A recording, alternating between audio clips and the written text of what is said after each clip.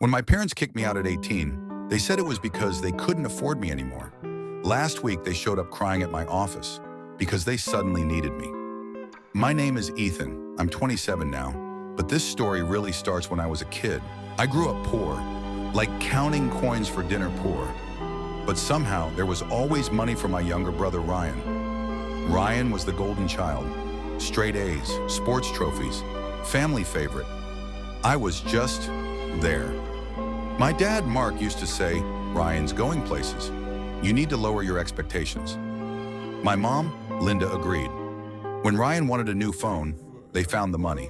When I asked for help with school supplies, I was told to figure it out. At 18, everything collapsed. Ryan got accepted into a private college. They needed money, so they sat me down at the kitchen table and said it calmly that I needed to move out. My mom said, "You're strong, Ethan. Ryan needs us more." That was the night I left with a backpack and nowhere to go. No calls, no messages, no birthdays. For years, I worked terrible jobs, slept on couches, studied at night, failed, tried again. No one clapped, no one helped. But I didn't quit. By 25, I started my own small tech business. By 27, I had my own office, my own apartment, my own peace. Then last week, my receptionist said, "Ethan, there's a Mark and Linda here to see you." They looked older, smaller. They hugged me like nothing happened. Turns out Ryan dropped out. Debt, bad choices, no plan. And suddenly, I was their successful son. My mom cried and said, "We're family. We made mistakes." I looked at them and said one thing: "You chose Ryan." I respected that. Now respect my choice. I paid for their coffee, and I walked away. Some people don't lose family. They finally lose the illusion. My mom made me wear protection my whole life. I learned why at 18. My name is Ethan Cole. My mom, Mary Ann, made me wear protective guards my entire life. She said I was sick. On my 18th birthday, I found out the truth. And now I'm scared of everyone. My name is Ethan Cole, and my mom, Mary Ann, never let me get hurt. Not once. I wore knee guards under jeans, padded jackets in summer, even gloves when I slept. She said my body was fragile, that a small injury could kill me. Doctors backed her up, or at least, I thought they did. Every Friday, Mary Ann took me to a private clinic. Blood tests, lots of them. She told me I had a rare cancer and the treatments were keeping me alive. I believed her because I was always tired, always dizzy, always scared. On my 18th birthday, I decided to grab my birth certificate from her room. That's when I found the drawer. Inside were bank statements under her name, not thousands, millions. Alongside them were medical reports, with my blood type circled in red ink, a U79, non-replicable. That night I followed her. She didn't go to a hospital. She went underground. Through a glass wall, I watched men in lab coats draw my blood like it was sacred. They sealed it in black containers. One of them whispered, "Still pure, still golden." That's when I heard everything. My blood wasn't rare. It was valuable, capable of regenerating cells, reversing organ damage, slowing aging. My mom found out the day I was born. She didn't protect me to save my life. She protected me to protect the supply. When I confronted her, Mary Ann didn't cry. She smiled and said, "You should be proud, Ethan. You made us rich." I ran that night. But here's the part that scares me most. Now that I know, I notice how people look at me, how doctors hesitate, how strangers ask too many questions. Because once someone learns what's in my veins, I won't be a person anymore. I'll be a resource. I work for a company that deletes people from reality, not kills them, not kidnaps them, deletes them, like they never existed. It's not some evil lab or government bunker. It's an office, white walls, bad coffee, casual Fridays. Our job title is Data Integrity Specialist, but that's just a lie to make us sleep at night. When someone causes a timeline instability, we get a name, a photo, and a timestamp. One click, and the system removes every trace of them. Photos vanish, memories fade, records rewrite themselves. The worst part? No one ever notices. Parents forget their children. Spouses wake up alone and don't know why. Reality heals around the missing space. Last week, I got a new assignment. The name looked familiar. The photo made my chest tighten. It was me. According to the file, I was scheduled for deletion at 11:47 p.m. Reason: excess awareness. I knew too much. My computer clock just hit 11:46. My manager just walked past my desk and asked who I was. I don't think I have much time left. My name is Caleb Turner, and I work at a place that officially doesn't exist. There's no sign, no address, and no record of it online. But every night at 11:40 p.m., I unlock the same metal door. And every night, someone inside begs me not to leave. I found the job on a handwritten flyer taped under a bus bench in Phoenix, Arizona. No company name. No logo. Just one line. Night shift. Cash. No questions. I was 22, broke, and desperate, so I called the number. A man named Mr. Holloway answered. He didn't interview me. He just said, if you show up once, you don't quit. The building looked like an abandoned medical center. Inside, there were 6 doors, all labeled with dates, not names. My job was simple. Every hour, I had to check each room and confirm the occupant was still alive. No talking. No entering. No exceptions. The first scream came at 2:13 a.m. A woman behind door 4 whispered my name. I had never told her my name. The next night, curiosity won. I checked the security logs. Every person inside those rooms had the same status. Declared deceased. Car accidents. House fires. Missing persons. They weren't patients. They were people who were supposed to be dead. And the dates on the doors? Those were the days they were meant to disappear. I quit the next morning. Or at least, I tried to. Mr. Holloway smiled and said, Caleb, you've been on door 7 since the day you started. I laughed until I saw the new door being installed. It had today's date on it. And my name. My parents lied to me about my childhood, here's why. My name is Aaron Miles, and I didn't realize my parents were lying to me. Until I found proof that I wasn't their first son. I was the one that.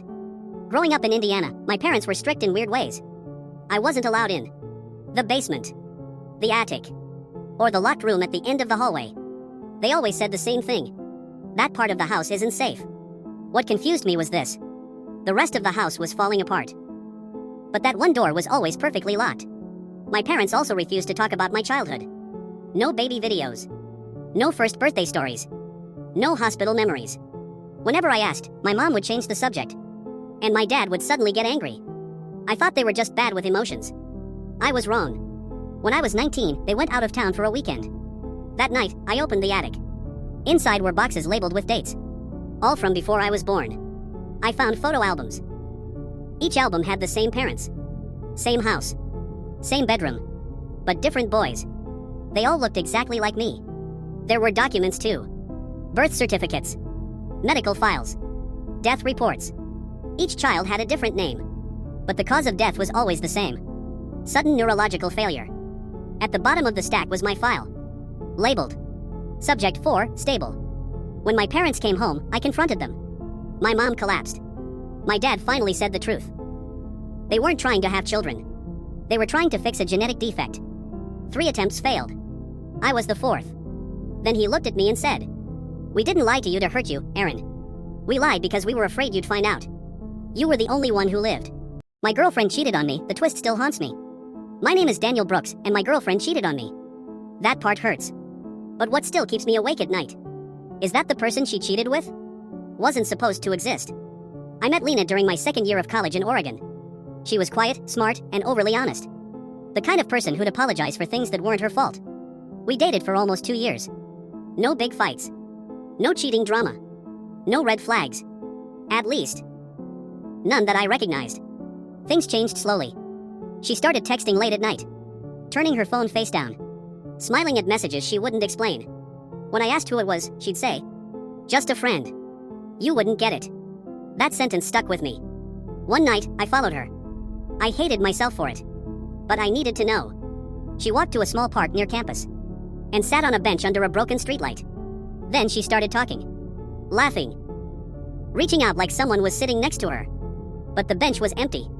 I confronted her the next day. She didn't deny it. She just said, "I didn't mean to fall for him." That's when she told me the truth. She had dissociative identity disorder. The person she was in love with was another version of herself. One that existed to protect her from trauma. I asked her one last question. Does he love you? She nodded, then whispered. He hates you. Because that version of her was created to survive. And I was just someone she didn't need anymore. Never take anything from strangers. I learned that too late. Wait till the end. I'm warning you now before it's too late. My name is Emma Collins. I'm 22, and this happened last fall in Portland. I was walking home after my cafe shift when an old woman stopped me at a bus stop. She looked harmless, gray braid, polite smile, the kind of person you don't suspect. She held out a small gold pocket watch. I can't read the time anymore, she said. Could you help me? I took it. The moment it touched my hand, it felt ice cold. Not normal cold. Deep cold. The watch was stuck at 3:17, no ticking. She smiled and said, "It suits you, keep it." I laughed, handed it back, but she closed my fingers around it. "You'll return it when you're finished," she said. Then she walked away. That night, I woke up at exactly 3:17 a.m., holding the watch. I don't remember taking it out of my jacket. After that, things got worse. My reflection started lagging behind me in the mirror. My skin felt soft, like warm wax. When I pressed my arm, it stayed dented for a second too long. People told me I looked different. Older, quieter. Every night at 3:17, I'd lose time. One morning, I woke up standing in my bathroom, smiling at the mirror. I don't remember walking there. I tried to get rid of the watch. Threw it in a river. Smashed it with a hammer. It always came back. I went back to the bus stop. The old woman was there waiting. "You're almost ready," she said. I begged her to take it back. She shook her head. "You accepted the gift," she whispered. "That's how I survive." Then she leaned close and said, "Wax holds a shape very well." That night, I felt my body hardening, my thoughts slowing, my memories slipping away. I tried to remember my name. Emma Collins. I kept repeating it, but names melt too. Here's the part that matters. Emma didn't finish writing this. I did. She's quiet now, perfectly preserved. People say she's changed, but no one looks too closely. I wear her face. I use her voice. And the pocket watch is warm in my hand again. If an old woman ever offers you something beautiful that doesn't tick, don't take it. Because some of us just need more time. If this made you uncomfortable, hit like. My parents secretly took loans in my name. I found out at 22. I was 22 when I checked my credit score for the first time. It said 412. I thought it was a glitch, until the bank called me by name. My name is Ethan Miller. I just graduated college in Ohio and was applying for my first apartment. The leasing office ran my credit, then asked if I defaulted on multiple loans. I laughed. I'd never even owned a credit card. That night, I pulled my full credit report. 3 personal loans, 2 maxed out credit cards, 1 auto loan. Total debt, $68,000. All taken out when I was 18. Same address, same last name. My parents. I confronted my mom, Linda, and my dad, Robert. My mom didn't even look surprised. She said, "We were struggling. You were family. We meant to pay it back." My dad added, "You have time to recover." We didn't. When I said this was identity theft, my mom started crying. She said I was being dramatic. That calling a lawyer would destroy the family. Then she said something I'll never forget.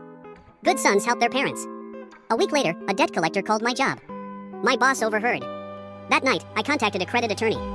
He went quiet reading my report. Then said, "This is fraud. And it's not your responsibility." I filed a police report. The loans were frozen. The credit cards shut down. My parents stopped answering my calls. Then my aunt texted me saying I ruined the family. 6 months later, my credit score is climbing back up. I still don't talk to my parents. But I learned something important. Family can ruin your finances faster than strangers ever could. Be honest. If this happened to you, would you report them? Or stay silent and take the debt? The judge looked at my ex, then laughed. That's when I knew she'd lost. She wanted my house, the one I bought before we were married. She told the court she deserved it. My name is Daniel Carter. I'm 34, from Phoenix, Arizona. I bought my house at 27. Saved for years, perfect credit, solo mortgage. 2 years later, I married Rachel. We divorced after 18 months. That's when things got ugly. During the divorce, Rachel demanded the house, half my savings, monthly spousal support. Her lawyer said she'd grown accustomed to a lifestyle. I almost laughed. She moved in after the house was paid into equity. She claimed she emotionally supported my career. The house was a marital asset. I'd promised it to her verbally. No documents, no proof, just vibes and confidence. My lawyer submitted. Purchase contract dated 3 years before marriage. Mortgage in my name only. No refinance, no commingled funds. The judge flipped through the paperwork, then looked straight at Rachel. The judge said, "This property is not marital. It was owned prior to marriage. Your claim has no legal basis." Rachel interrupted. The judge shut her down immediately. She walked out with, No house, no payout, no spousal support. I kept everything. She blocked me the same day. I still think about it sometimes. So let me ask you, if your ex tried to take something you earned before the marriage, would you fight it or give up to keep the peace? Drop your answer in the comments. My lawyer froze mid-sentence, then said, "Your brother lied." At my dad's funeral, my brother hugged me and said, "Don't worry, I'll take care of everything." A week later, I realized what he meant. My name is Michael Harris. I'm 29, from Columbus, Ohio. My dad passed unexpectedly. No warning, no goodbye. My older brother, Jason, handled the estate. He told me dad left everything to him, and that I wasn't mentioned. It didn't make sense. My dad always said he'd split things evenly. House, savings, investments. Jason said, "Dad updated the will last year." I asked to see it. He said the lawyer lost the original. A month later, Jason bought a new truck, then posted vacation pics in Miami. Meanwhile, I was told there was nothing left. That's when I hired my own estate attorney. My lawyer requested records directly from the county. Turns out, there was a newer will, but it was filed 2 weeks after my dad was hospitalized, and the signature didn't match. The attorney dug deeper. Bank records showed Jason moved money before dad died. The will was notarized by Jason's friend. Then my lawyer said, "This isn't inheritance. This is fraud." We went to court. The judge invalidated the fake will. Jason was removed as executor. The estate was split fairly. Jason hasn't spoken to me since. Sometimes I still think about it. So let me ask you, if your own sibling stole your inheritance, would you expose them even if it destroyed the family? Backhand index pointing down, tell me what you would do. My boss got a standing ovation for an idea that I created. Then the room went silent. The worst part? He wasn't just my boss. He was my childhood bully. My name is Evan Brooks, 28, from Denver, Colorado. I landed a job at a mid-sized tech company after college. On my first day, I recognized my manager immediately. Ryan Keller, the same kid who used to shove me into lockers in middle school. He smirked when he saw me, said, "Small world." A few months in, I came up with a new product workflow. I emailed Ryan, detailed outline, slides, timeline, even mock-ups. He replied with one line, "Interesting, I'll review." Then, nothing. 2 weeks later, there was an all-hands meeting. Ryan walked on stage and started presenting my idea. Word for word, slide for slide. The CEO applauded. People congratulated him. Ryan didn't look at me once. I didn't confront him. Instead, I forwarded my original email with timestamps to my personal account. I gathered draft files, version history, Slack messages. Then I waited. A week later, the CEO asked for documentation before rollout. Ryan asked me to resend my notes, so I did. But I CC'd HR, the CEO, legal, and attached the original email chain. HR launched an investigation. Ryan tried to say it was collaborative. Version history said otherwise. He was removed as manager within days. I was credited publicly for the idea. Ryan stopped showing up to work. Funny how the guy who bullied me as a kid still thought he could take from me as an adult. So let me ask you, if your boss stole your idea, would you expose them or stay quiet to protect your job? My boss took credit for my idea and forgot one thing. I had receipts. The worst part? She wasn't just my boss. She was my stepsister. My name is Lauren Mitchell, 27, from San Diego, California. My dad remarried when I was 16. That's when Amanda became my stepsister. She was older, louder, always competitive. Everything was a comparison. Years later, I got a job at a marketing firm. Guess who my manager was? Amanda. She smiled and said, "Let's keep this professional." It never was. I worked late nights on a new campaign strategy. I emailed Amanda, full pitch deck, research, timeline, creative concepts. She replied, "Looks good. I'll take it from here." At the next leadership meeting, Amanda presented my campaign, my wording, my examples. The director praised her, said it was the strongest idea this quarter. Amanda glanced at me and smiled. I wanted to confront her, but I knew how she'd spin it. So instead, I gathered email timestamps, file version history, draft notes with my name. I didn't say a word. I waited. 2 weeks later, the company asked for documentation before launch. Amanda asked me to forward everything, so I did, but I CC'd HR, the creative director, legal, and attached the original email chain. HR opened an investigation. Amanda claimed it was team collaboration. The timestamps told a different story. She was removed as project lead. I was credited publicly and promoted a month later. Family dinners have been quiet. Working for my stepsister taught me something. Blood doesn't make someone loyal. So tell me, if your own family took credit for your work, would you expose them or keep the peace? I want to hear your answer. I still can't believe what my teacher said to me in front of the entire class. 10 years later, she recognized my name and went completely silent. My name is Jimmy. I grew up poor, not no vacations poor, sharing one notebook with my sister poor. In 10th grade, my math teacher, Mrs. Keller, decided she didn't like me. I wasn't bad at school.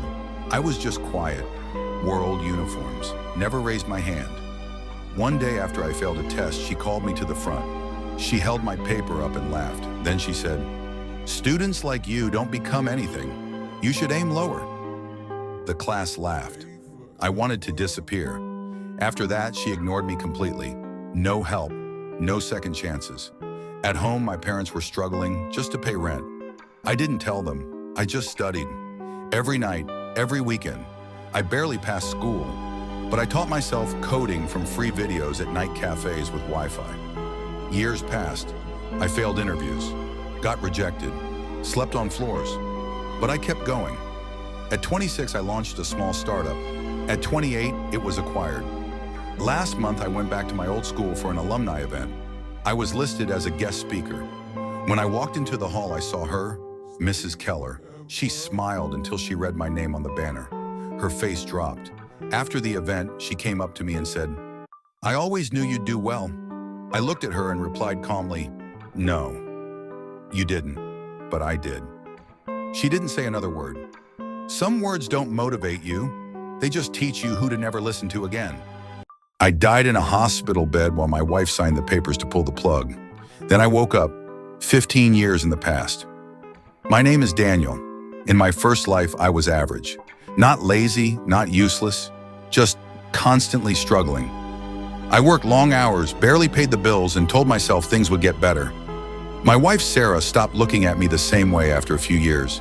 She said she was tired of waiting, tired of struggling.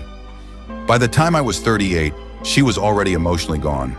When I collapsed at work and ended up in the hospital, the doctors said I might never wake up. I remember hearing voices through the machines. Sarah crying, but not the way you cry when you're losing someone.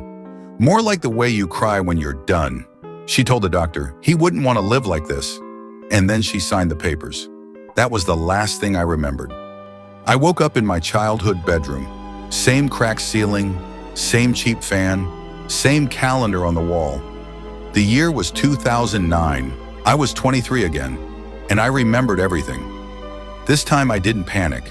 I didn't rush into love. I didn't chase approval. I worked quietly, learned skills, and when something called Bitcoin showed up, I paid attention. I invested early, held when others laughed, built companies instead of excuses. By my mid-30s, I was financially free, and I never married. One day, years later, I ran into Sarah. She didn't recognize me at first. Life had been harder on her this time. 2 kids, no stability, always tired. When she finally realized who I was, her face changed. She said, "You disappeared back then. I always wondered what happened to you." I smiled politely. She tried to stay close after that, tried to reconnect. I helped her find work through my company. Nothing personal, nothing cruel, just professional. She thanked me once and said, "You turned out so different." I replied, "No, I just finally chose myself." In my first life, she left me when I had nothing. In my second, I made sure I never needed her again. جرح البدن نلقى طبيب يداوي لا شك جرح القلب وشلون يبرى يا موجان قلبي ترفق براعي وش ذنب قلب ولعه نور بدرا. I found a Reddit post written by me, dated next week. I wasn't looking for anything creepy. I was just scrolling Reddit in bed, half asleep at around 2 a.m. Then I saw a post on r/Linda89.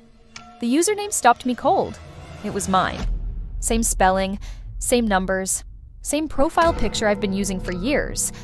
I thought it was a glitch until I read the title. I don't have much time left. Please believe me. My stomach dropped. I clicked it. The post was dated 7 days from now. The first line said, "If you're reading this, I didn't listen." I started shaking because I write like that. Short sentences, nervous pauses. It talked about my apartment, the crack in my bedroom wall, the neighbor who plays music too loud at night, things no one online should know. Then I read the part that made me sit up. Tonight is when I notice it watching me from the hallway. I looked up. My hallway light was off. The post kept going. It described my routine, my coffee mug, the way I lock my door twice because I'm paranoid. Then it said, I should have left when I still felt safe. I checked the comments. There was only one, from a deleted account. It said, "You have 7 days. Don't make the same mistake." I refreshed the page. The post was gone. My phone buzzed immediately. A notification from Reddit. Draft saved. I don't remember writing a draft. I opened it. There was one sentence. "It's standing closer now." I'm posting this because I don't know what else to do. I keep hearing soft footsteps outside my bedroom door. And every few minutes, my phone lights up, saving a draft that I haven't written yet.